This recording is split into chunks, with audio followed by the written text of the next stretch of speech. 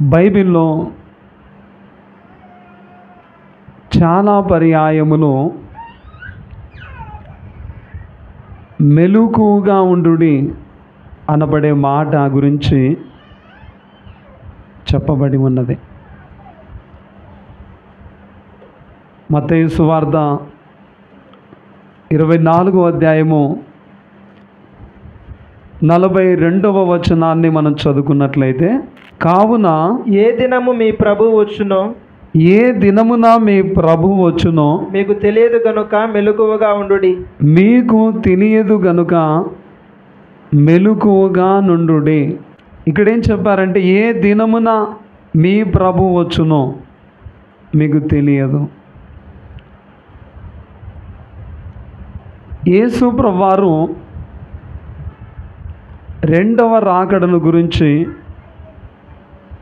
బైబిల్లో చాలా చోట్ల వ్రాయబడి ఉన్నది. మొదట ఆయన వచ్చి ఉన్నారు, శిశువుగా వచ్చారు ఈ లోకములో. 33.5 సంవత్సరాలు జీవించారు. 3 సంవత్సరాల 6 నెలల కాలము అనేక కార్యాలు చేశారు. బోధించారు, రోగులను స్వస్థపరిచారు, పక్షవాయువు రోగులను బాగు చేశారు, కుష్ఠు రోగులను శుద్ధులుగా చేశారు, దయ్యములను వెడలగొట్టారు, చనిపోయిన కొంతమందిని బ్రతికించారు.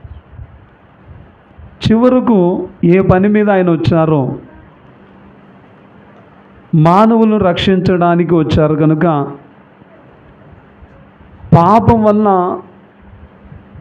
మనిషికి వచ్చే శాపము, మరణము, పాతాళము, నరకము నుండి తప్పించడానికి మానవులందరి పాప భారము, వ్యాధి భారము, శిక్ష భారము ఆయన మీద వేసుకొని శాప మరణాన్ని సిలువలో అనేక శ్రమలు పొంది రక్తము చిందించి చివరకు తన ప్రాణం అర్పించినట్లుగా మనం ఎరుగుదుము.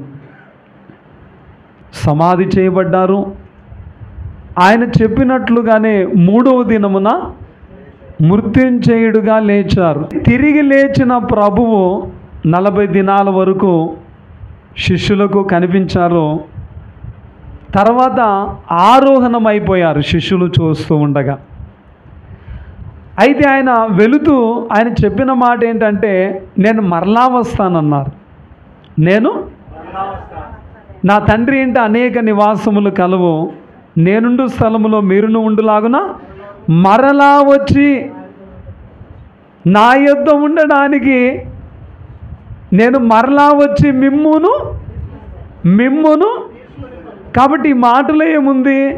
నేను మరలా వస్తానని చెప్పారు. ఎవరు చెప్పారు ఈ మాట?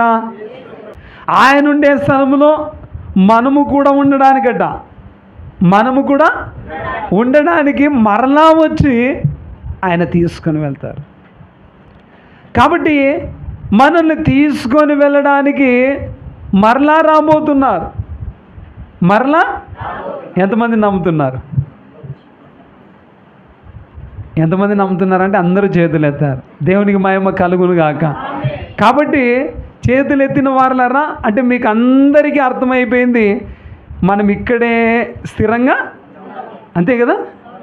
మాట్లాడే మళ్ళీ అందరు చేతులు ఎత్తారు, కానీ ఈ మాటకు ఓటేయడం లేదు. మనం ఇక్కడే స్థిరంగా ఉండము. ఏదో ఒక రోజు ఎక్కడికి వెళ్ళిపోతున్నామో?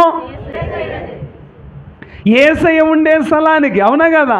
కాబట్టి అక్కడికి తీసుకువెళ్ళడానికి ప్రభువు మరలా రాబోతున్నారు. ఇది మనకు తెలుసు, రాబోతున్నారు. అయితే ఎప్పుడు, ఏ దినము రాబోతున్నారో తెలుసా? సోమవారమా, మంగళవారం, బుధవారం, గురువారం, శుక్రవారం, శనివారమా? పోనీ డేట్ తెలుసా? మాట్లాడాలి. సంవత్సరం తెలుసా? డేటు రాయబడలేదు, నెల రాయబడలేదు, సంవత్సరము ఏ రోజు అనబడేది వ్రాయబడలేదు. కానీ ఏదో ఒక రోజు మాత్రం వస్తారు అనబడేది మాత్రం తెలుసు. కానీ ఏ రోజో తెలియదు. ఏ రోజు? అది ఉదయకాలం కావచ్చు, మధ్యాహ్నం కావచ్చు, సాయంకాలం కావచ్చు, అర్ధరాత్రి కావచ్చు. అందుకే ఆయన ఎప్పుడు వస్తారు అనడానికి 2 ఎగ్జాంపుల్ చెప్పారు. దొంగ వలె వచ్చును. ఇక్కడ దొంగ వలె అనడానికి కారణం ఏంటంటే దొంగ అకస్మాత్తుగా, అవునా కదా? మీ ఇంటికి ఈరోజు దొంగతనానికి వస్తానని చెప్పొస్తాడా? చెప్పాలి. చెప్పొస్తే అంతా రెడీ, మనం కూడా సిద్ధపడతాం. అకస్మాత్తుగా దొంగ ఎలాగో అకస్మాత్తుగా వచ్చును. అంతేకాదు దొంగ వచ్చి మీ ఇంట్లో ఉన్నటువంటి చీపురు, చేట ఇట్లాంటివన్నీ తీసుకెళ్తాడా? చెప్పాలి. దొంగ దేనికి వస్తాడు? అందరు చెప్పాలి. దొంగ కన్ను ముందు బీరువా మీద ఉంటుంది. అందుకే మనోళ్ళు కూడా అప్డేట్ అయినట్టున్నారు. బీరువాలో బెటర్ ఇప్పుడు విలువైన వస్తువులు ఎక్కడెక్కడో దాచుకుంటారు. ఎక్కడైనా ఊరికి వెళ్ళేటప్పుడు బీరువా ఎందుకులే అని చెప్పేసి ఎక్కడెక్కడో దాచుకుంటారు. అప్డేట్ అయినారన్నమాట మనోళ్ళు కూడా. గమనించాలని మనవి చేస్తున్నా. కాబట్టి దొంగ వచ్చేది దేని కొరకు చెప్పండి? విలువైన వాటి. అలాగే ప్రభు వచ్చేది కూడా విలువ పెట్టి కొనబడిన వారిని. మనము విలువ పెట్టి కొనబడిన వారం. పౌలు గారు అన్నారు కదా, మీరు మీ సొత్తు కారు, విలువ పెట్టి కొనబడిన వారు. ఎంత విలువ చెప్పాలమ్మా? యేసయ్య రక్తము. యేసయ్య రక్తముతో మనం కొనబడిన వారము. కాబట్టి విలువైన వారమా కాదా?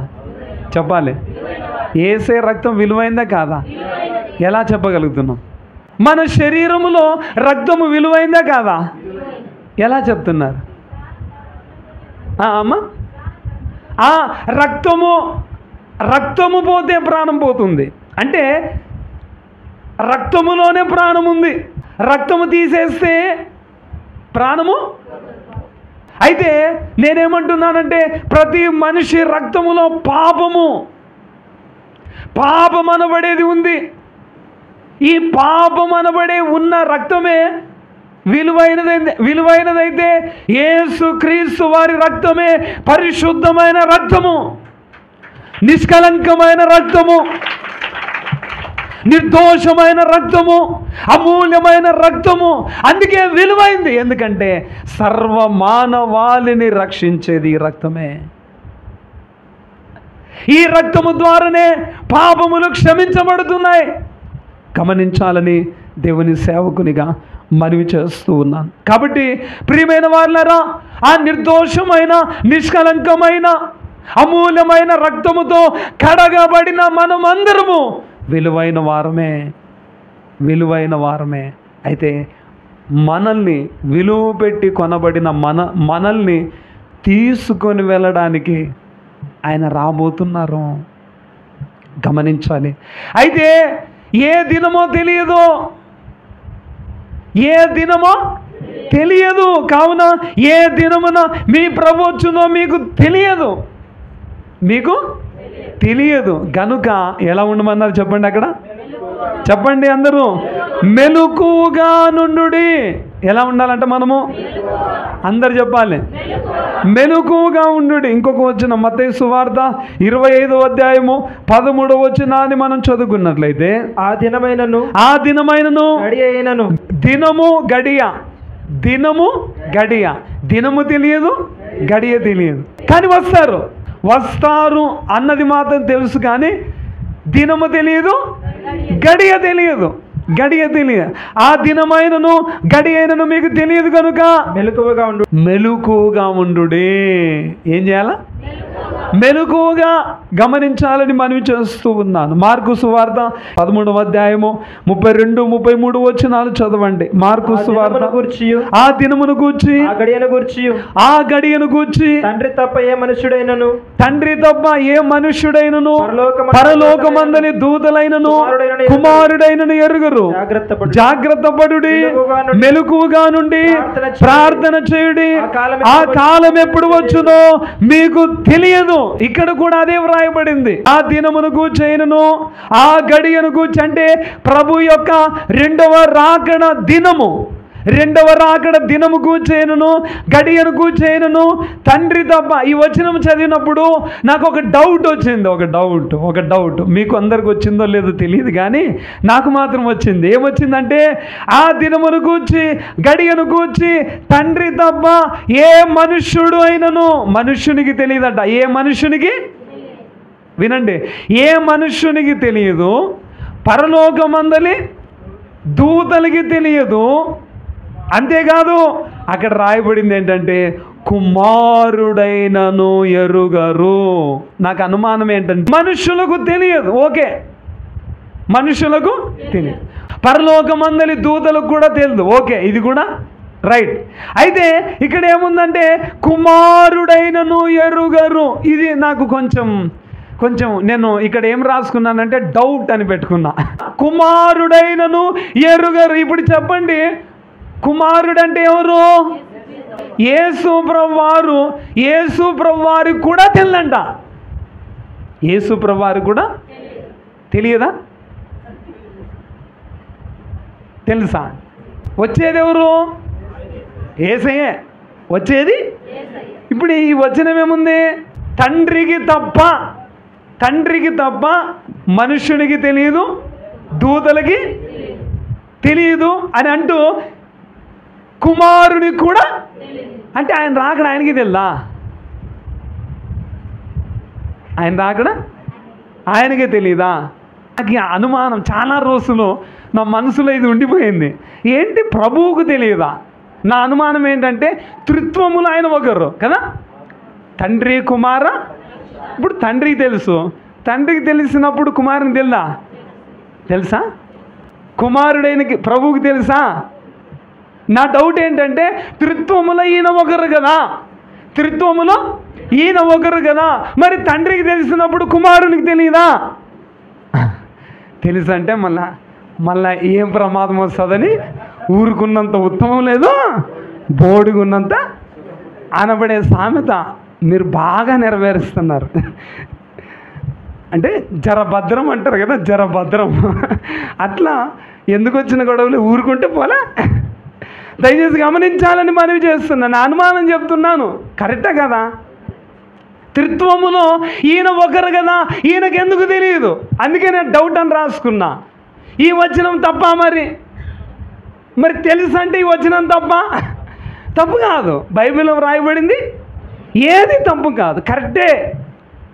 మరి ఇది ఎట్లా? ఒక చోట నేను అయ్యగారి పుస్తకాలు చదివేటప్పుడు ఒక చోట ఏం రాయబడిందంటే, ఈ లోకానికి వచ్చిన శరీర రీతిగా వచ్చినటువంటి ప్రభువుకు 2 తత్వాలు ఉన్నాయి. ఒకటి మనుష్యత్వము, రెండోది దైవత్వము. ఈ 2 మిళితమై ఉన్నాయి. మనలో అయితే మనుష్యత్వం మాత్రమే ఉంది. ఆయన మనిషి అంటే మనిషిగా అన్ని చేశారు ఆయన, అవునా కదా? చనిపోయిన వారి దగ్గరికి పోయినప్పుడు ఏడ్చారు, లాజర్ దగ్గర కన్నీరు కార్చారు, ఫోన్ చేశారు. కాబట్టి మనిషి అంటే మనిషే, దేవుడు అంటే దేవుడే. మనిషిగా ఉన్న ఇందాక చెప్పింది కరెక్ట్. అయితే మనుష్యత్వము ఉంది, దైవత్వము. దైవజనుడు రాస్తూ ఎంత చక్కగా రాశారంటే, ఆయనలో ఉన్న మనుష్యత్వానికి తెలియకపోవచ్చు కానీ దైవత్వానికి తెలియదా అని అన్నారు. అంటే ఇక్కడ కూడా ఏమొచ్చిందంటే ఆన్సరు, అంటే తెలియదు అంటే మనుష్యత్వానికి తెలియదు కానీ ఆయనలో ఉన్న దైవత్వానికి తెలుసు అని అర్థము. దేవునికే మహిమ కలుగును గాక. మీరు కూడా వాక్యం చదివేటప్పుడు కొన్ని అనుమానాలు వస్తాయి. మీరు కూడా ఏం చేయాలంటే వాటిని కొంచెం ధ్యానం చేయాలి, వెతకాలి దాని కొరకు. గమనించాలని మనవి చేస్తూ ఉన్నాను. దేవునికే మహిమ కలుగును గాక.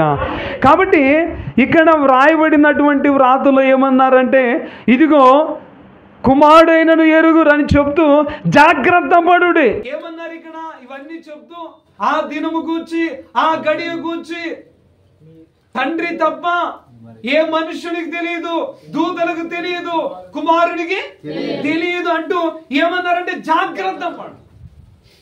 ఏం పడాలి? జాగ్రత్త పడుడి అని అంటూ మెలకువగా ఉండి, ఇక్కడ కూడా ఏమన్నారంటే మెలకువగా ఉండాలి. ఎలా ఉండాలి చెప్పండి? అలాగే ఇంకా మనం 37వ వచనం కూడా అదే అధ్యాయం, నేను మీతో చెప్పుచున్నది అందరితోనూ చెప్పుచున్నాను, మెలకువగా నుండుట. ఎలా ఉండాలి? అందరు చెప్పాలి, మెలకువగా ఉండాలి. ఇంకా మనం చూస్తే లూకా సువార్త 12వ అధ్యాయము 37వ వచనాన్ని చదవండి. ప్రభు వచ్చి ఏ దాసులు మెలకువగా ఉండుట కనుగొనునో ఆ దాసులు ధన్యులు. అంటే ప్రభు వచ్చినప్పుడు ఎవరైతే మెలకువగా ఉంటారో వారు ధన్యులు అని వ్రాయబడింది. గమనించాలని. అంతేకాదు, అతడు నడుము కట్టుకొని వారిని భోజన పంక్తిని కూర్చుండబెట్టి తానే వచ్చి వారికి ఉపచారము చేయనని మీతో నిశ్చయముగా చెప్పుచున్నాను. అంటే యజమాని ఏం చేస్తాడు? మెలకువగా ఉన్న దాసుని విషయంలో అంటే మెచ్చుకోవడము కానీ తానే ఉపచారం చేయడము కానీ ఇక్కడ రాయబడినట్లుగా మనం చూస్తూ ఉన్నాం. అంతేకాదు చూడండి, లూకా సువార్త 21వ అధ్యాయము 35, 36 వచనాలు కూడా మనం చదువుకున్నట్లయితే, ఆ దినము భూమి అంతటా నివసించు వారందరి మీదకి, ఆ దినము అంటే యేసు ప్రభువు వారి యొక్క రాకడ దినము భూమి అంతటా నివసించు వారందరి మీదకి అకస్మాత్తుగా వచ్చును. కాబట్టి మీరు జరగబో వీటి నెలను తప్పించుకొని మనుష్య కుమారుని ఎదుట నిలవబడుటకు శక్తి గల వారగునట్లు ఎల్లప్పుడూ ప్రార్థన చేయొచ్చు, మెలకువగా ఉండుడని చెప్పాను. ఏమన్నారంటే, మీరు జరగబో వీటి నెలను తప్పించుకొని మనుష్య కుమారుని ఎదుట నిలవబడుటకు, అంటే ఆయన రాబోయే టైములో రకరకాల పరిస్థితులు జరుగుతాయి. పేతురు గారు రాశారు. ఏమని రాశారంటే, పంచభూతములు మిక్కటమైన వేండ్రముతో లయమైపోతాయి. పేతురు రాసిన 2వ పత్రిక 3వ అధ్యాయము 10. ఆ దినమున ఆకాశములు మహాధ్వని అంటే పిడుగు పడితేనే చెవులు గట్టిగా మూసుకుంటాం మనం, అవునా? ఇక్కడే పక్కనే పన్నట్టు ఉంటుంది ఆ పిడుగుపాటికే. ఆ శబ్దమే మనం భరించలేమే. ఇక్కడ ఏమన్నారు చూడండి, ఆ దినమున మహాధ్వనితో గతించిపోతాయట ఆకాశము, పంచభూతములు మిక్కటమైన వేండ్రముతో లయమైపోవును, భూమియు దాని మీదనున్న కృత్యములు కాలిపోవును. ఒకసారి ఆలోచించండి, ఆకాశములేమో మహాధ్వని అంటే గొప్ప శబ్దముతో గతించిపోతాయంట, కనపడకుండా పోతాయి. ఆకాశములు అట్లా వెళ్ళిపోతాయి, పంచభూతములు మిక్కటమైన వేండ్రముతో లయమైపోయి. పంచభూతములు అంటే ఏంటి? గాలి, నీరు, ఆకాశము, భూమి, ఇవన్నీ పంచభూతములే. ఈ పంచభూతములు మిక్కటమైన వేండ్రముతో లయమైపోతాయి. అంతేకాదట, భూమి దాని మీదనున్న కృత్యములను కాలిపోతాయి. ఒకసారి ఆలోచించండి. ఇక భూమి దాని మీద ఉన్న కృత్యాలు కాలిపోతే మనం కట్టుకున్న ఇల్లు, మనం ఉన్నది, మనమేమైపోతాం? పోనీ ఆకాశములు గతించిపోతే పోనీలే, అది పైన ఉన్నాయి కాబట్టి పోయిందిలే అనుకుందాంలే. పంచభూతములు మిక్కటమైన వేండ్రముతో లయమైపోతే పోందిలే, సరేలే అడిగానే వదిలేద్దాం. కానీ భూమి దాని మీద ఉన్న కృత్యములన్నీ కూడా ఏమైపోతాయట? ఇప్పుడు చెప్పండి, మనము బతికి ఎలా పట్టగట్టాలి? ఈ వచనాన్ని ఆలోచించండి ఒకసారి. ఇలా ఉంది పరిస్థితి. కాబట్టి ఇవన్నీ ఇట్లు లయమైపోయినవి గనుక ఆకాశములు రవులుకొని లయమైపోయినట్టు పంచభూతములు మహావేంద్రముతో కరిగిపోయినట్టు దేవుని దీనపు రాకడ కొరకు అన్నారు ఇక్కడ పేతురు గారు. కాబట్టి మరి ఇటువంటి పరిస్థితుల్లో మనం ఏం చేయాలా?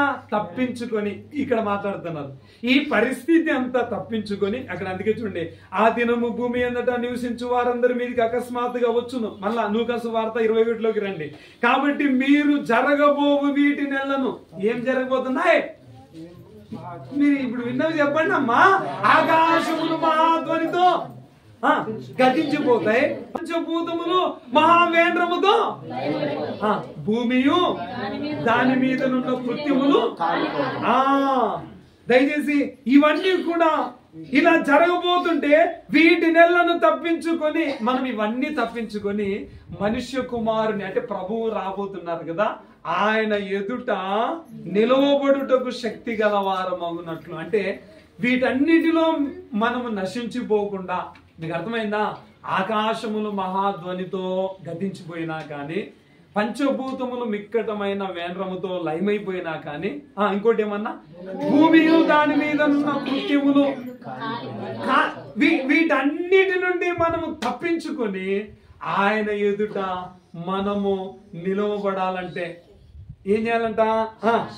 ఎల్లప్పుడూ ప్రార్థన చేయొచ్చు, మెలకుగా ఉండుడని చెప్పాను. ఒకసారి గట్టిగా చెప్పండి.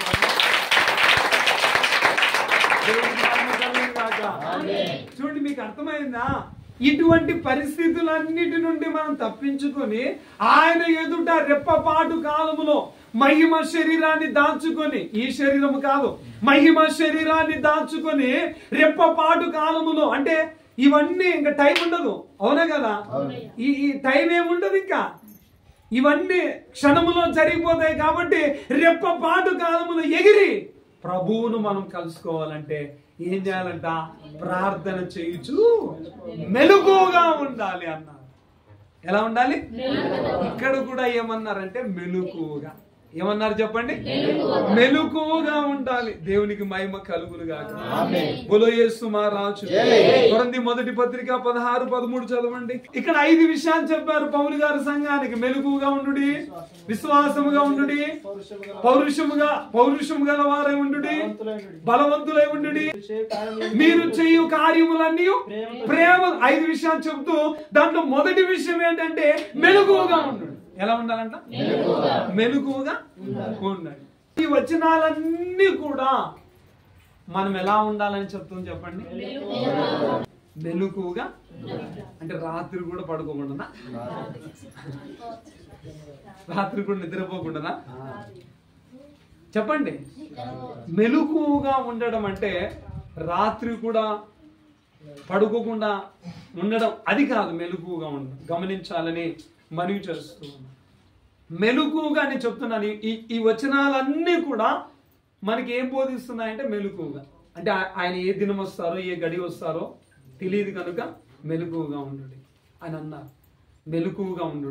ఈ వచనాలన్నీ కూడా మెలకుగా ఆయన ఎదుట మనము నిలబడాలంటే మెలకుగా ఉండాలి. అయితే మెలకుగా ఉండడం అంటే ఏంటంటే ఆయన ఎప్పుడు వచ్చినా సరే సిద్ధముగా ఉండవలేను. ఇదే మెలకుగా ఉండడం.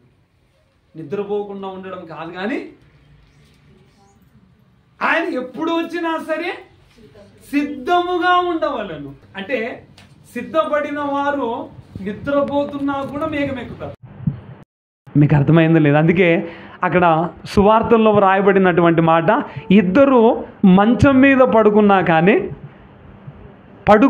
కానీ ఒక ఆమె ఎత్తబడుతుంది. దాని అర్థం అంటే ఏంటి? అంటే మెలకుగా ఉన్నామేమో ఎత్తబడింది, నిద్రపోయామేమో విడువబడింది అని అర్థమా? కాదు సుమా, కాదు. సిద్ధపడి ఆల్రెడీ అప్పటికి ఆమె సిద్ధపడి ఉండడం. ఆమె సిద్ధపడి నిద్రపోతున్నా కూడా మేఘమెక్కుతుంది. కాబట్టి ఇక్కడ మెలకువగా ఉండడం అంటే ఏంటంటే ఆయన ఎప్పుడు వచ్చినా సరే సిద్ధముగా ఉండవలెను. ఆయన ఎప్పుడు వచ్చినా సరే సిద్ధముగా ఉండుట. నేను అడుగుతున్నా, మనం సిద్ధముగా ఉన్నామా? సిద్ధపడుతూ ఉన్నామా? ఇదే డిఫరెన్స్. కాబట్టి నేను చెప్పే మాట ఏంటంటే మనం సిద్ధంగా ఉండాలి. యాకోబు పత్రిక 5వ అధ్యాయము 7వ వచనాన్ని చదవండి. సహోదరులారా, ప్రభువు రాకడ వరకు ఓపిక కలిగి ఉండుడి. ప్రభువు రాకడ వరకు ఓపిక కలిగి ఉండుడి. చూడుడి వ్యవసాయకుడు తొలకరి వర్షమును కడవరి వర్షమును సమకూడు వరకు విలువైన భూఫలము నిమిత్తము ఓపికతో కాచుకొనుచు దాని కొరకు కనిపెట్టును కదా. ప్రభువు రాక సమీపించుచున్నది కనుక మీరును ఓపిక కలిగి ఉండుడి. ఇక్కడ యాకోబు గారు వ్రాస్తూ రాకడ వరకు ఏం కలిగి ఉండాలి చెప్పాలి? ఓపిక కలిగి ఉండుడి. ఇక్కడ వ్యవసాయకుని ఒక రైతు గురించి చెప్తున్నారు. తొలకరి వర్షము కొరకు కడవరి వర్షము కొరకు సమకూడు వరకు, అంటే ఈ 2 వర్షాలు పడి విలువైన భూఫలము కొరకు ఓపికతో కాచుకొని దాని కొరకు కనిపెడతాడంట. ఎవరు? వ్యవసాయం. విలువైన భూఫలము కొరకు తొలకరి వర్షము కడవరి వర్షము ఈ 2 కొరకు ఎదురు చూస్తాడు. అలాగే ఇది చెప్తూ ప్రభువు రాక సమీపించుచున్నది కనుక మీరును ఓపిక కలిగి ఉండుడి. ఏం కలిగి ఉండాలి? ఓపిక. ఈవేళ చాలామంది ప్రభువు రాకడ వరకు అంటే కొంతకాలము ఓపికతో ఎదురు చూస్తున్నారు, కనిపెడుచున్నారు. కానీ రాకడ వచ్చే లోపు చాలామంది వెనకెళ్ళిపోతారంట. అంటే వారిలో ఏం లేదు? ఓపిక లేదు. అంటే ఏదో కారణం, ఆడ డాష్ పెట్టుకోవచ్చు, నిరుత్సాహం, ఏదో ఒక నిరుత్సాహం. కానీ ఇక్కడ చెప్పే మాట ఏంటంటే ఓపికతో ప్రభువు రాక సమీపించుచున్నది కనుక మీరును ఓపిక కలిగి ఉండుడి. అంతేకాదు మీ హృదయములను స్థిరపరచుకొనుడి. ఇది కూడా చాలా ప్రాముఖ్యమైనది. ఎందుకంటే చాలామంది స్థిరత్వము ఉండరు, వెనక్కి వెళ్ళిపోతారు. అందుకే ఇక్కడ చెప్పబడిన మాట ఏంటంటే మీ హృదయమును స్థిరపరచుకొనుడి. కాబట్టి ప్రియమైన దేవుని బిడ్డలారా, మనం మెలకువ కలిగి ఉండడం అంటే సిద్ధపడ్డము. అయితే మనం ఎలా సిద్ధపడగలుగుతామంటే చివరి వరకు ఓపికతో ఆయన రాకడ కొరకు కనిపెట్టాలి, ఎదురు చూడాలి. దేవునికే మహిమ కలుగును గాక. ఇంకా మనం చూస్తే హెబ్రీ పత్రిక 9వ అధ్యాయము 28వ వచనాన్ని చూడండి. 9వ అధ్యాయము 28వ వచనం. అలాగుననే క్రీస్తు కూడా అనేకుల పాపములు భరించుటకు ఒక్కసారి అప్పగింపబడి తన కొరకు కనిపెట్టుకొని ఉండు వారి రక్షణ నిమిత్తము వారి రక్షణ నిమిత్తము పాపము లేకుండా రెండవసారి ప్రత్యక్షమగును. కాబట్టి ప్రియమైన వారలారా, ఇక్కడ అంటే కనిపెట్టుట, ఎదురు చూచుట, కనిపెట్టుకొని వారి నిమిత్తము. కాబట్టి ఆయన రాకడ కొరకు మనం కనిపెట్టడమే, ఎదురు చూడడమే, మెలకువగా ఉండడము. దేవునికే మహిమ కలుగును గాక. ఈ రాకడ ఏమన్నారంటే దైవజనుడు ఏమన్నారంటే ఆల్రెడీ ఆయన ఒక అడుగు మధ్యాకాశంలో ఉందట. రాకడంటే ఏంటంటే అడుగు తీసి అడిగేయడం.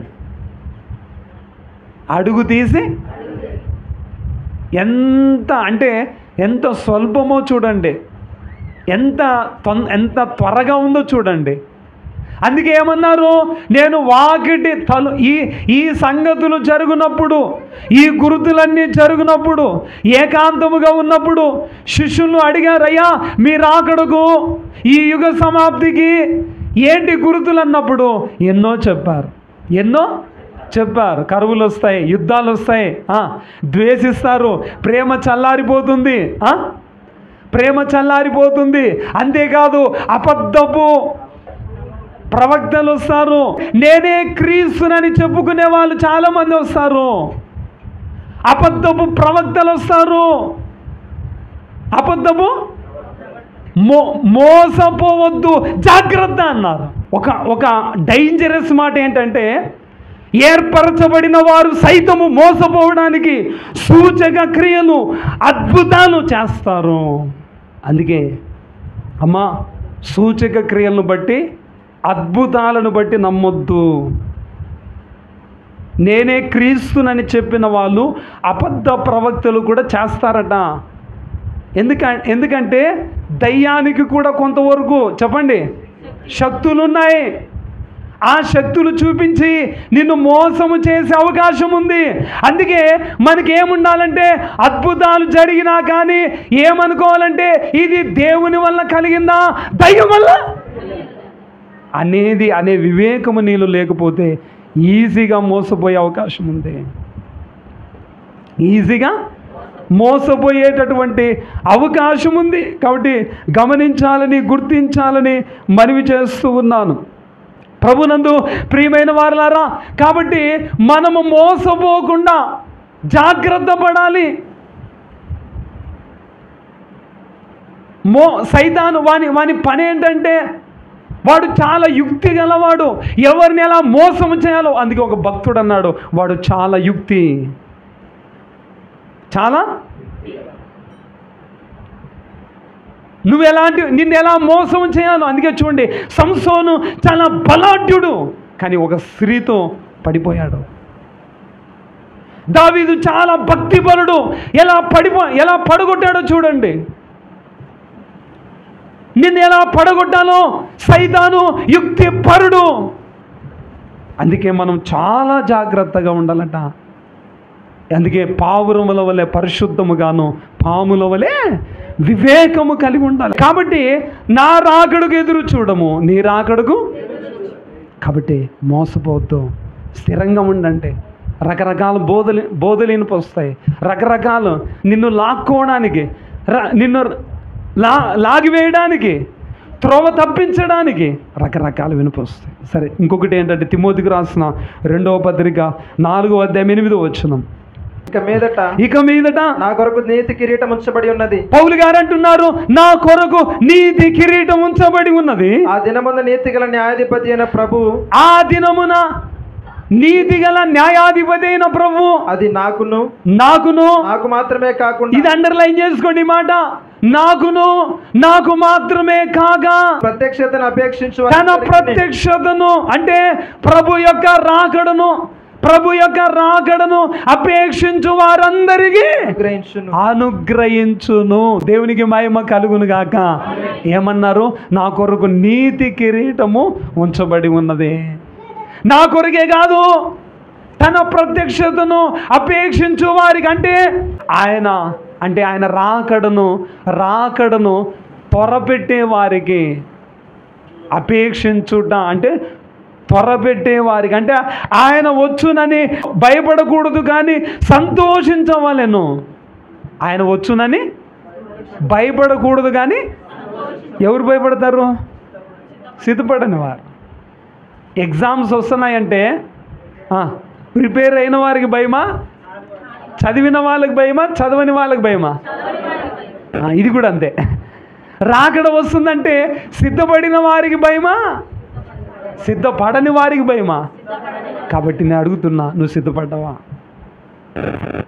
ఆయన వచ్చునని భయపడకూడదు కానీ అంటే అపేక్షించాలి. అందుకే పేతురు గారు కూడా అన్నారు కదా, అపేక్షించవచ్చు అంటే త్వరపెట్టుచు, రాకడను త్వరపెట్టాలంట, కోరుకోవాలంట.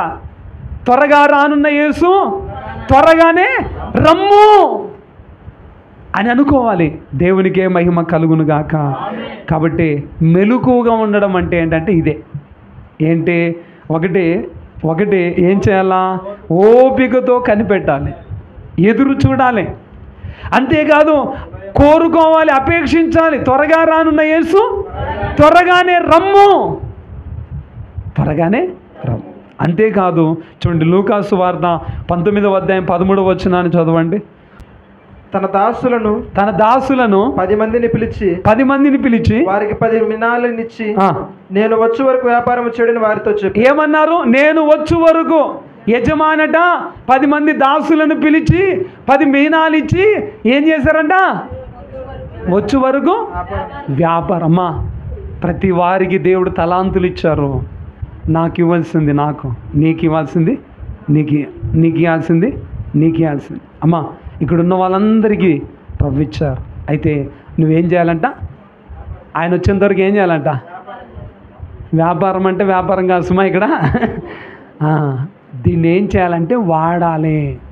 నీకు ఇచ్చిన తలాంతును వాడుకొని వృద్ధి చేయాలి. నీకు ఏ తలాంతు ఇచ్చారో అంటే ఏ జ్ఞానం ఇచ్చారు? కొంతమంది ప్రార్థన చేయగలరు, పాటలు పాడగలరు, సువార్త చెప్పగలరు, సాక్ష్యం ఇవ్వగలరు, దేవుని కొరకు కష్టపడి పని చేయగలరు. నీకే తలాంతు ఇచ్చారో ఆ తలాంతును ఆయన వచ్చు పర్యంతరము నువ్వేం చేయాలా? దాన్ని సరిగా వాడుకోవాలి. అక్కడ ఏమన్నారు చెప్పండి? నేను అంత చెప్పను కానీ వృద్ధి చేసిన వాడిని మెచ్చుకున్నారు అక్కడ, అవునా? దాన్ని వాడి వృద్ధి చేసుకున్నవారు. కానీ భూమిలో దాచిపెట్టిన వాడిని ఏమన్నారు? చెడ్డ అమ్మా. కొంతమంది దాచిపెడుతున్నారు, కొంతమంది దాచిపెడుతున్నారు. జాగ్రత్త సుమా. నీకు ఏ తలాంతు ఉందో, దేవుడు నీకు ఏ భాగ్యం ఇచ్చారో దాన్ని నువ్వు మనిషి కొరకు కాదు, ఒక మనిషి కొరకు కాదు, నీ కొరకు ప్రాణం ఇచ్చిన ప్రభువు కొరకు నువ్వు చేయవలసి ఉంది. దాన్ని వాడుకోవాలి. కానీ దాచిపెట్టేస్తావేమో, ఉపయోగించట్లేదేమో. నేను ఇందాకే చెప్పాను, సైతాను యుక్తిపరుడు, నిన్ను కట్టేశాడేమో. అంటే ఏ విషయంలో నిన్ను అది వాడకుండా నిన్ను కట్టేశాడేమో. జాగ్రత్త, గమనించాలి, దాన్ని ఉపయోగించుకోవాలి. రేపొద్దున నువ్వు దాచిన కాలంలో, ఉపయోగపడని కాలంలో రాకడొస్తే నువ్వు ఏం చెప్తావు? ఆ స్థితిలో నువ్వు సిగ్గుపడవలసి వస్తుంది. దేవుని ఎదురుగా మనం ధైర్యంగా నిలబడతామా? ఒకసారి ఆలోచించండి. ఇప్పుడు నేను సేవ చేయకుండా నేను మూలం ఉన్నాను అనుకోండి, సేవ చేయకుండా ప్రకటించకుండా నేను ఒక మూలం ఉన్నాను అనుకోండి, నాకు ఇచ్చింది నేను దాచిపెట్టినట్టే కదా. నేను దేవుని ఎదుట ధైర్యముగా నేను ఎలా నిలవబడగలను చెప్పండి? నాకు రావా? శ్రమలు రావా? నిందలు రావా? అవమానాలు రావా? సేవకునిగా ఉన్న కాలంలోనే ఎన్నో వచ్చాయి, ఎన్నో నిందలు, అవమానాలు. అవన్నీ వస్తాయని ప్రభు చెప్పారా? చెప్పలేదా? అవి వచ్చినాయని విడిచిపెడితే ఏం ప్రయోజనం? వస్తాయి. అందుకే మనుషుల వైపు చూడొద్దు, దేవుని వైపు చూడాలి మనము. ఈ వాక్యము ద్వారా దేవుడు నీతో మాట్లాడుతున్నారు. నీ తలాంతు, నేనేమంటా అంటే, అందుకే మనము ఎప్పుడు ఒకే రకంగా ఉండాలి, స్థిరంగా ఉండాలి, ఉత్సాహంగా ఉండాలి దేవుని కొరకు. కొంతకాలం బాగా ఉండి కొంతకాలం నీరసంగా ఉంటే అది మంచిది కాదు, కరెక్ట్ కాదు. కొరింథీ మొదటి పత్రిక 15:58. కాగా నా ప్రియ సహోదరులారా, మీ ప్రయాసము ప్రభునందు వ్యర్థము కాదని ఎరిగి. ఇది ఎప్పటికీ గుర్తుపెట్టుకోలే ఈ మాట. చదువునైనా, మీ ప్రయాసము ప్రభునందు వ్యర్థము కాదని ఎరిగి స్థిరులను కదలని వారును ప్రభువు కార్యాభివృద్ధి యందు ఎప్పటికీ ఆసక్తులనై ఉండుడి. ఎంత చక్కటి మాట. మీ ప్రయాసము అంటే నువ్వు ఏం చేస్తున్నావో. అమ్మ, మీరు చేస్తున్నారు. అందుకే నేను చూడండి, నేను కానీ సేవకుల్లో కొంతమంది మా ఉద్దేశం ఏంటంటే, మేము ఎక్కడికైనా వెళ్తే కూర్చోవడానికి ఇష్టపడ్డాం. మా శక్తికి మించి మేమేం చేయగలం? మేము పరుగులు ఎట్టడానికి ప్రయత్నం చేస్తాం. ఒక పని ఈ పని అయిపోతే ఇంక అయిపోయిందిలే అనుకోని ఇంకొక పని వెతుక్కుంటాను. అసలు మనం చేయాల్సిన పని ఏంటంటే, కష్టమైన పని ఏదో వెతుక్కోవాలి. దేవుని కొరకు కష్టమైన పని ఏంటో అది వెతుక్కొని మనం చేయాలి. ఈ మాట గుర్తుపెట్టుకోండి. మీ ప్రభువునందు మీ ప్రయాసము వ్యర్థము కాదు. అమ్మా నువ్వు మనిషి కొరకు అందుకే మీకు ఈ ఆలోచన ఉండాలి. నేను సేవకుని కొరకు చేస్తున్నాను, పాశ్రమ కొరకు చేస్తున్నాను, మనిషి కొరకు చేస్తున్నాను అనబడేది మీ మనసులో పెట్టుకోదు ఎప్పుడు. అది అలా ఉంటే చేయొద్దు కూడా. నేను దేవుని కొరకు చేస్తున్నాను, మీ ప్రయాస వ్యర్థము కాదు. నువ్వు చేపలు పరిచిన, సన్నిధి కుర్చీల దగ్గర పనిచేసిన, తుడిచిన, పరక పట్టుకొని పనిచేసిన, గిన్నెలు శుభ్రం చేసిన, భోజనాలు వడ్డం చేసిన, మీరు ఎవరి కొరకు చేస్తున్నారంటే మీ ప్రయాస ప్రభువునందు. ఒకవేళ మేము చూచినా చూడకపోయినా ఎవరు చూస్తున్నారంటే, ఒకసారి బద్వెల్లో ఒక ఆమె చెప్పిన మాట ఏంటంటే, కాయగూరలు కోస్తుంటే ప్రభువు అక్కడ నిలబడ్డారంట. ప్రభువు అక్కడ ఉన్నారు. అది దేవుని పని. దేవుని నామములో మనం భోజనాలు ఏర్పాటు చేస్తున్నాం. దయచేసి ప్రభువునందు మీ ప్రయాసము వ్యర్థము కాదని ఎరిగి ఎలాగుండాలంటే స్థిరులు. అందుకే నేను ఇక్కడ అంటున్నా, ఈ మాట చాలా జాగ్రత్త.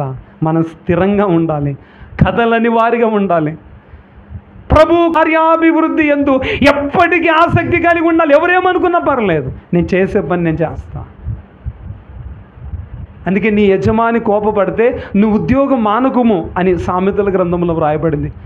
ఒకవేళ నీ యజమాని కోపపడినా నువ్వు చేసే పని ఆర్చి అని అక్కడ రాయబడలేదు, కానీ నువ్వు చేసే చెయ్యి. మెలకు అంటే ఇదే. అంటే ఏంటంటే ఎవరు అనుకుంటే నాకేం, నన్ను ప్రభువు చూస్తున్నారు, నేను చేసేది ఆయన చూస్తున్నారు, నేను చేసిన దానికి ప్రతిఫలం ఆయన ద్వారా నేను అమ్మ మెలకు అంటే ఇదే. ఒకవేళ నువ్వు నిద్రపోతున్నావేమో, అయ్యా నేను ఈ పని మానేసి నేను ఊరికి ఉంటే నేను నిద్రపోయినట్లే. నిద్ర అంటే ఇదే సుమా. నేను వాక్యం చెప్పడం మానేస్తే, సువార్త చెప్పడం మానేస్తే నేను నిద్రపోయినట్లే. ఎలా సిద్ధపడగలను నేను? కొంతమంది నిద్రపోతున్నారు. ఎందుకో తెలుసా? పలానా వాళ్ళు ఇలా ఉన్నారు, పలానా వాళ్ళు ఇలా ఉన్నారు. కొంతమంది మనుషులను బట్టి మందిరానికి మానేస్తున్నారు, మనుషులను బట్టి దేవుని పని మానేస్తున్నారు, మనుషులను బట్టి సేవ మానేస్తున్నారు, సేవకులు కూడా. వీళ్ళందరూ కూడా ఎవరంటే ఖచ్చితంగా చెప్పే మాట, నిద్రపోయిన. ఈరోజు దేవుడు నీతో మాట్లాడుతున్నారు. ఈరోజైనా నువ్వు మేలుకుంటావా? దేవుడు మేలుకోమని చెప్తున్నారు. ఇదిగో మెలకువగా ఉండమని చెప్తున్నారు. దయచేసి గమనించాలని మనవి చేస్తూ నాకు చివరిగా ఒక ప్రార్థన ఏంటంటే, ప్రభు అయిన యేసు రమ్ము. మనము ప్రార్థించుచూనే ఉండవలెను. ఇదే మెలకువగా ఉండడం. కాబట్టి ప్రియమైన వారలారా, మెలకువగా ఉండే అంటే మనం సిద్ధపడి ఉండడం, అంటే కనిపెట్టడం, ఓపికతో కనిపెట్టడం, ఎదురు చూడడం, త్వరగా రమ్మని కోరుకోవడం, త్వరపెట్టాలి అంటే సంతోషించాలి, కోరుకోవాలని రాకడ. అంతేకాదు, ఇదిగో ఇందాక మనం చెప్పుకున్నట్లుగా ఆయన వచ్చుచున్నాడు కనుక, వచ్చుచున్నాడనే ఉద్దేశంతో సేవ మరింతగా ఎక్కువ చేయాలి, పని ఎక్కువ చేయాలి. దేవుని తలాంతు చేతిలో మనకేమిచ్చారో అది వాడుకోవాలి. అంతేకాదు, ప్రార్థించుచూనే ఉండవాలని. ఇదే మెలకువగా ఉండడం. కాబట్టి మెలకువగా ఉండి ఎప్పుడు ఆయన వచ్చినా మేఘమెక్కుదాం. అట్టి ధన్యత దేవుడు మనకెల్లరకు అనుగ్రహించునుగాక.